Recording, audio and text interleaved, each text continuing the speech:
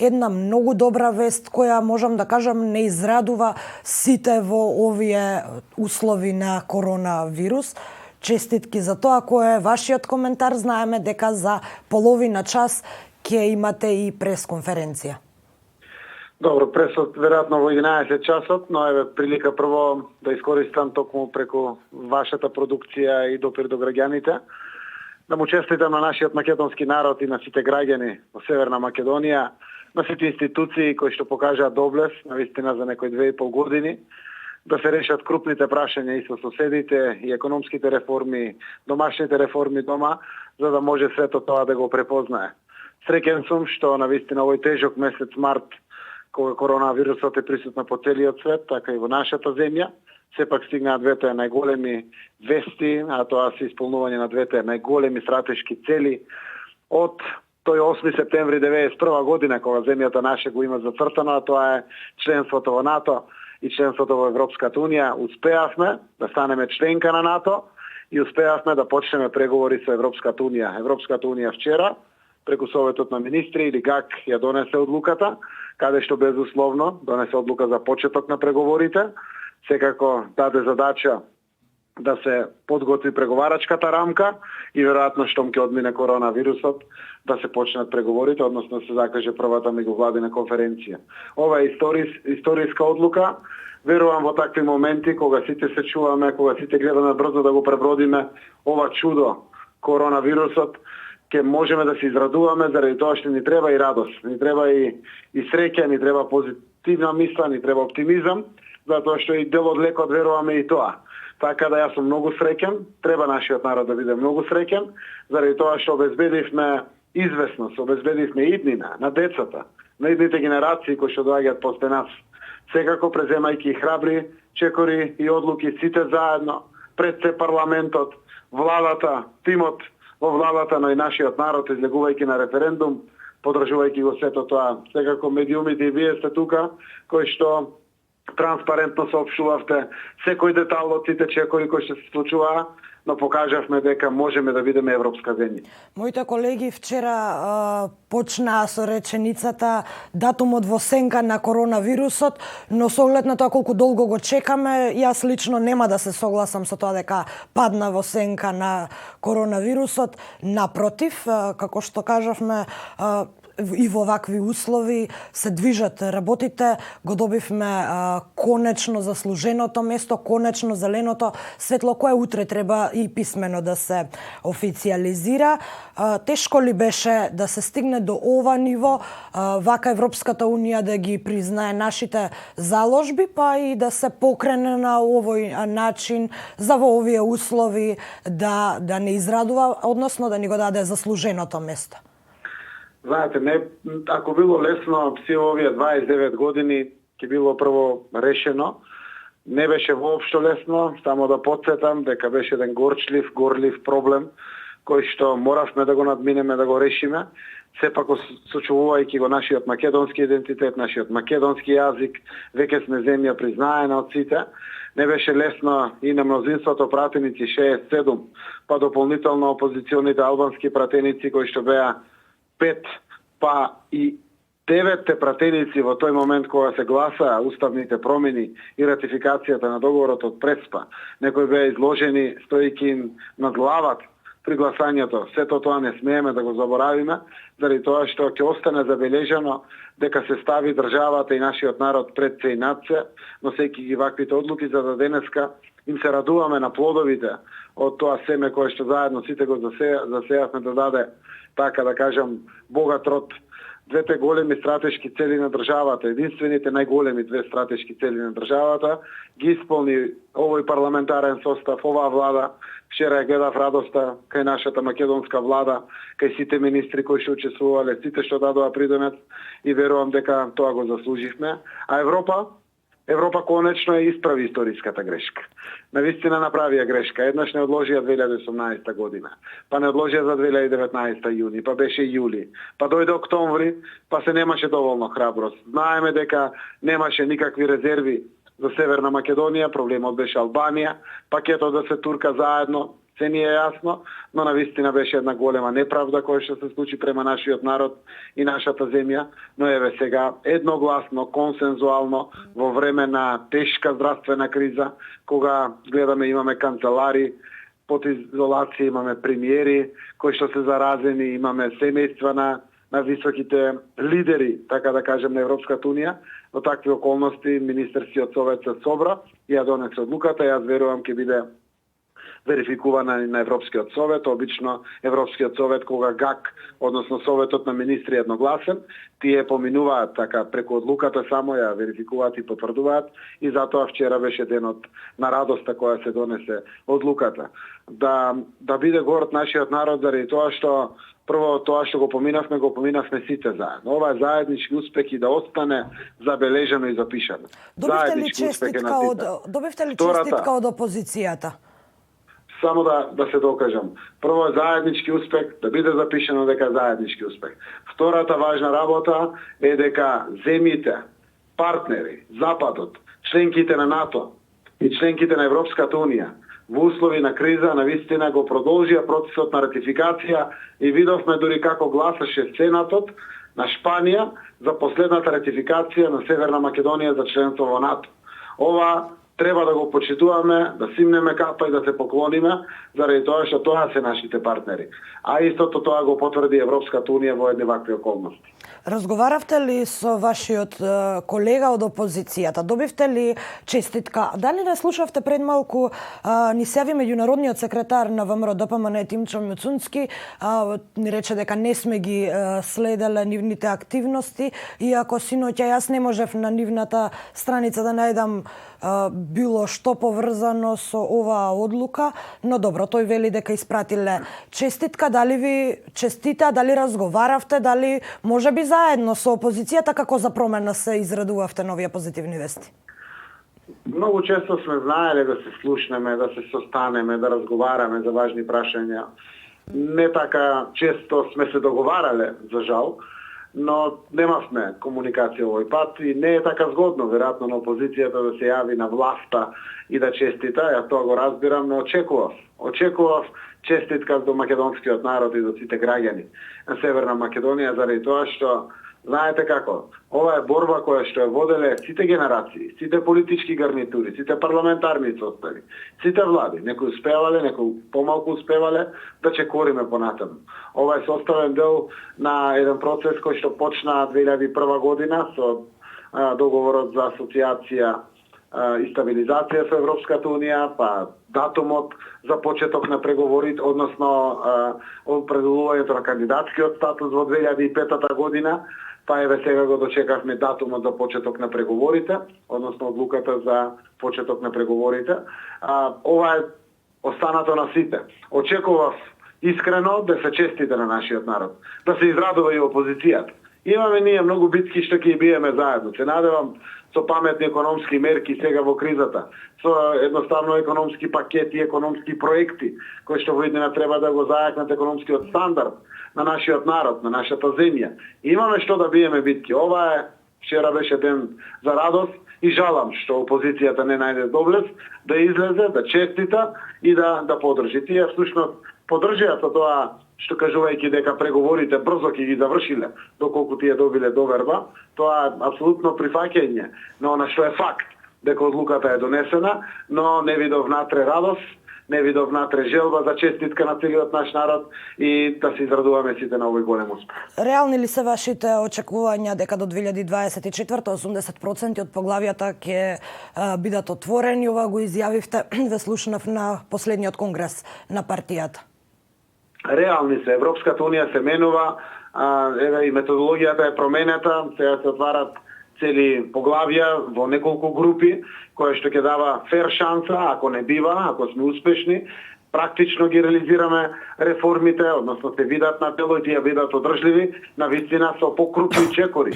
Ќе чекориме напред, само треба институционална капацитетност, да ги искористиме сите ресурси што ги имаме на располагање, создавајќи ги преговарачките тимови и да носиме секако храбри одлуки. Тие одлуки дефинитивно се прво за доброто на нашиот народ и нашата земја, а после тоа секако се делот на преговарачките поглавја кои што треба да ги исполниме. Јас верувам дека 2024 година навистина едно 80% од поглавјата ќе ни бидат отворени дефинитивно, а верувам дека и многу ќе бидат затворени, што значи дека сме целосно адаптирани во одредени области со секое затворено поглавие со Европската унија, тоа значи стандард повеќе, тоа значи европска вредност повеќе во државата, тоа значи квалитет на живот повеќе за нашиот народ и за нашата земја. Сакам да ве прашам нешто и за економските мерки кои ги предлагате за оваа состојба со коронавирусот. Господин Заев, со оглед на фактот дека бев една од најгласните за време на онаа претходна техничка влада која го прашуваше тогашниот лидер на ВМРО-ДПМН зошто во кое својство отвора згради, државни, владини, министерски згради, па сега колегите мои суптилно ме прекорија со прашањето кој ќе го праша сега Заев во кое својство ги дава овие мерки, односно предлог мерки. Моето е прашање зошто одлучивте преку Бригаќка, а не преку Илинденска да ги соопштите овие мерки? Добро, прво, едно ако е секако потврдено сите, тоа е слободата. А вие новинарите, што бевте тогаш ретко во тоа време, имавте храброст и кога беше заробена држава, да ги поставите директно прашањата. Секако, секој денеска може да ги постави директно прашањата. Овие мерки пакет излегуваат како предлог од Социјалдемократскиот сојуз до нашата македонска влада. Тоа не значи дека владата треба да ги прифати сите мерки. Владата треба да ги согледа мерките од другите политички партии, без разлика дали се од власт и од опозиција, да ги слушне сите експерти, но ние мора да се поставиме одговорно онака како што ни личи. Јас сум сепак председателот на најголемата политичка партија, партиципиент или учесник во владата. Затоа излегов директно да ги предложам каде што внатре, покрај храбрите чекори за подршка на економијата, на работниците, на фирмите, имаше и мерки кои што значат штедење. Почеток на штедење. Она кое што е значајно е денеска испорачено. Владата веќе неколку дена дискутира. Јас верувам дека еден дел е поголем дел е тоа прифатливо, еден дел можеби нема да биде прифатливо. Владата ќе ја донесе одлука, има целосно и мојата подршка и подршката на Социјалдемократскиот сојуз. Тоа се нашите најистурени играчи денеска кои што учествуваат во оваа влада и тие се нашите најголеми репрезенти како Социјалдемократски сојуз. Имаат и те како кредибилитет, и те како политички позиции да носат одлуки, но како членови на влада. Ние работевме овде во партијата и со доста членови на влада во развојот на тие мерки, со многу експерти, со нашите комисии за финанси, за економија и се, за да можеме да го дадеме како предлог. Владата е таа која што одлучува на крајот што е тоа прифатливо, што не е прифатливо, да ги направи сите математики, да види дали се совпаѓаат со тоа што ние го анализираме и на тој начин да ги испорачат работите.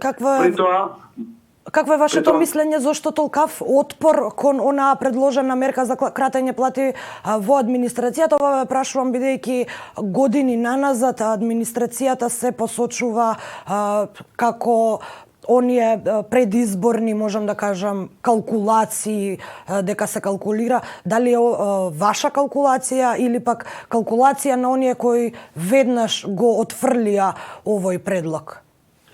Знаете како, популистите и само кон политички поени ориентираните политичари ги отфрлаат ваквите предлози заради тоа што калкулираат само со гласовите. Но некој треба да води грижа и за државата. Треба да води грижа за сериозноста на моментот во кој што сме поставени. Секако, јас сум председател на СДСМ и ние се бориме на пазарот на гласови, на граѓаните, да им удоволиме, да направиме колку што може повеќе, за да го заслужиме нивниот глас. Но кога доаѓа тешко време, за жал некој треба да ги соопшти и не така благопријатните одлуки. Прво, жалам што дебатата отиде на предлогот на мерка за кратење на платите на администрацијата, односно нивелирање од минимална плата за сите, без разлика дали е тоа премиер, министер, пратеник, градоначалник, судија, обвинител или административец во јавната администрација. Главниот пакет мерки беше како да се помогне на економијата. Ние развивме овде мерки кои што значат преку 200 милиони алокација директни средства за подршка на работниците, да ги сочуваме работните места, а со тоа да ги помогнеме и компаниите. Тие се сепак најголемите плаќачи на даноци во државата. Да, и администрацијата работејќи ги плаќа своите давачки даноци и на тој начин сите ние земаме плата, плаќаме субвенции, водиме грижа за нашето здравство, за нашата полиција, за нашата армија, за нашето образование, култура, социјална заштита и така натаму и така натаму. Значи самиот пакет на мерки се финансира од кредитите и од заштедата, од непродуктивните трошоци во владата и кратењето на сите оние трошоци кои што нема да ја загрозат јавната и приватната потрошувачка. Од тука оди помагањето на работниците и стопанството. А ова кратење, според мене, е само одговорниот втор чекор во кратењето кое што мора државата да го направи. Првото кратење се сите тие непродуктивни трошоци. Сите трошоци кои што нема да загрозат јавна и приватна потрошувачка. Треба да бидат одма, итно и подхитно скратени. Од Министерството за финансии знам дека тоа го прават. Вториот чекор е заштедата преку оние огромни трошоци кои што одат да плати. Верувам дека ако ваквите солидарни мерки се прифатат и одат понатаму, по-организирано, по-навремено и по-спремно ќе успееме да се справиме со кризата. Треба да знаат граѓаните дека приходите на државата паднаа драстично. Се очекува од почетокот на април да бидат меѓу 30 и 40%. Тоа значи дека ќе фалат најмалку 60% од приходите. Граѓаните не трошат, граѓаните се дома, фирмите се затворени, угостителско-услужните дејности и туристичките дејности се комплетно затворени. Транспортот е преполовен. Не движиме, нема данок на додадена вредност кој да плаќа. Не се плаќаат дури одредени сметки, чувајќи пари луѓето заради здравието. Голем дел на производствени капацитети или се затворени, или хибернираат во самиот момент. Затоа нема и даноци, нема и давачки кои што се плаќаат во државата. И сега ние ако тоа не го признаеме и навремено не го подготвиме нашиот народ, тога сме голи популисти и само не интересираат политичките поени. Кога доаѓа и тешко време, тоа треба да го соопштиме, должност ни е да го соопштиме, за да на нози го дочека нашиот народ. Кратењето мора да се случува од секаде, затоа што 60% недостаток на приходи треба да знае народот дека значи најмалку 2,2 милиарди пари недостаток да ги изфинансираме сите расходи проектирани во буџетот. И да најдеме милиарда и 200. Сепак, како нови кредити, сепак милиарда ќе ни треба да кратиме од дома. Сите го знаат тоа. Децата ќе го разберат тоа. И да се шири гол популизам, не е во ред. Треба државата да ги носи одлуките. Постојат варијабли на носење на одлуки. Тоа е сега право на владата. Како ќе одлучат, ќе имат целосно мојата поддршка.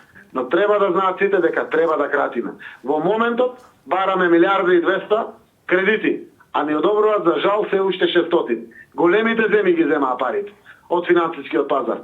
Германија влечи преку 200-300 милиарди, Италија, Шпанија, Холандија, сите земји. И сега има се помалку пари. Се надевам дека ќе најдеме ефтини пари максимум колку што е можно. Но едно треба да знаеме, честно да го кажеме. Ние мора да тргнеме да кратиме.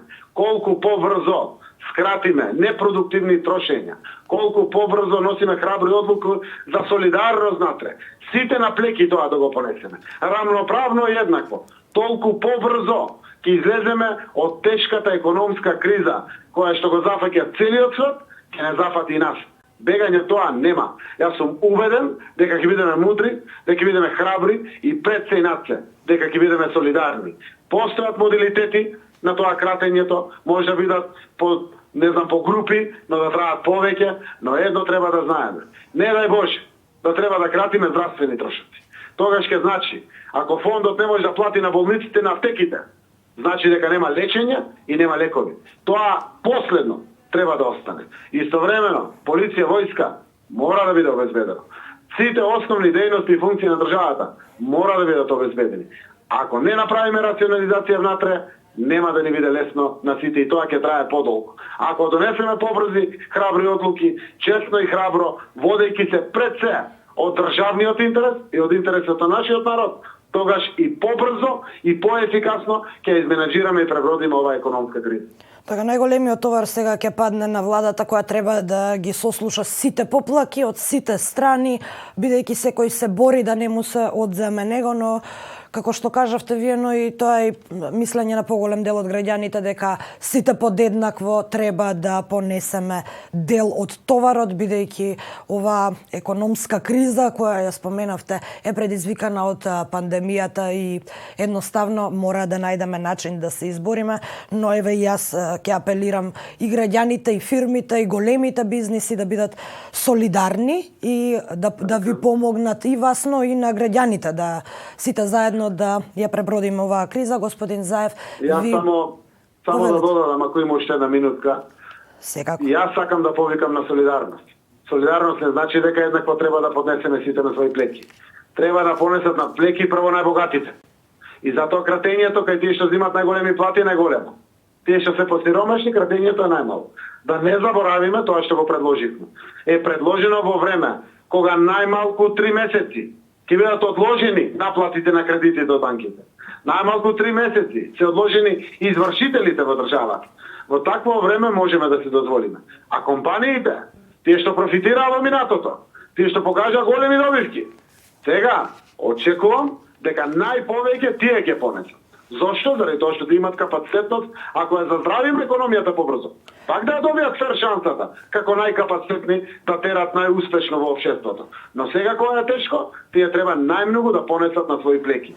Затоа ги поздравувам и Комерцијална банка, и Халкбанк, и Алкалоид, кои што ги прават чекорите. Алкалоид вчера донираше 200.000 евра на здравството, ги намали на преку 150 лекови цените, авансно се уплатија добитките од тие компании, нека не ми замерат сите други кои што почна авансно да ги плаќат даноците на добивките и даноците други во државниот буџет. Респект им симнувам капајќи и кажувам секаде за да има солидарност, но очекувам и оние другите, побогатите, да се бркнат во джебот и да партиципираат, не да частат. Некаде може и треба да почастат државата, да ја помогнат, но барем минимум да си ги авансираат своите давачки према државата.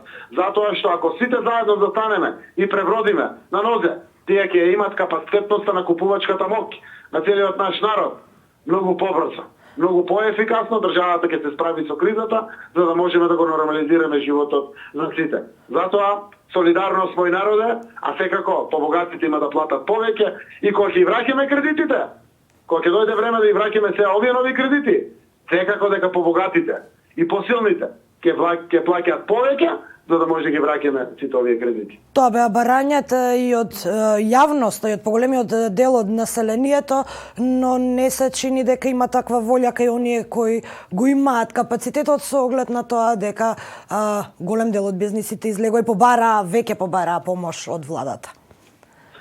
Така да јас верувам дека сите што се погодени од кризата ќе добијат секако поддршка. Нема да добијат тие што отпуштиле работници.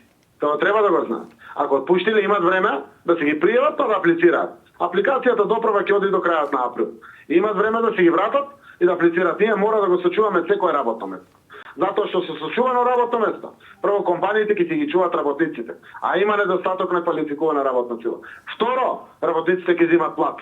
Тие работници сите се купувачи на продуктите, потрошувачи се во нашето општество. Ова е вин ситуација за сите.